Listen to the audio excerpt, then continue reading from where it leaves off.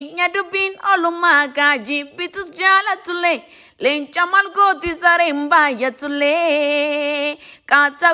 koba amachinan bate mikanya debi makina zigate Fardigo gangatu mago bagata idele kunachu luga manada kullu mamuda